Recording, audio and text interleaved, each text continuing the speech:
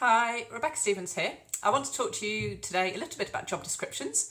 And you might go, oh, job descriptions, really boring, long turgid documents full of long lists of things that surely nobody can do all of them. But really I want to bring home 3 key points with job descriptions.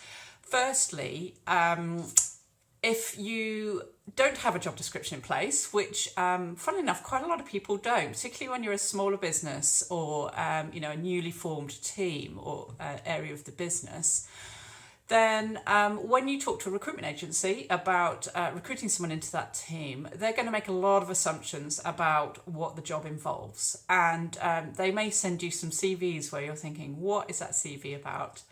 And surely they understand what the job is from the job title and my description. Well, if you've got a written down job description, it just really helps with working with a recruitment agency.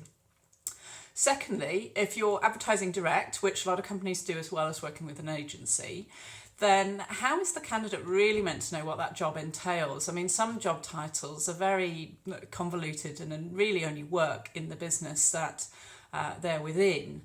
And they may not know whether that they should be applying or not. So a job description just really helps clarify things, and it helps give them a bit of focus for how they should target their application, how they should target their covering letter, what they should prepare to talk to you about in the job interview.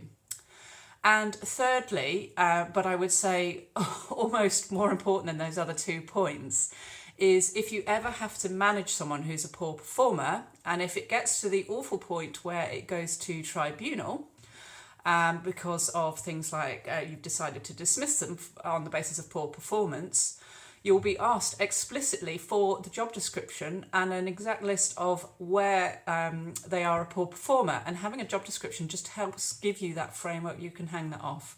And it's, without that, it's a lot harder to A, dismiss someone, and B, actually not to have problems during a tribunal if you get challenged by your candidate. So not to scare you there, I guess my biggest point really is to bring home the motivation as to why job descriptions are a good thing to have.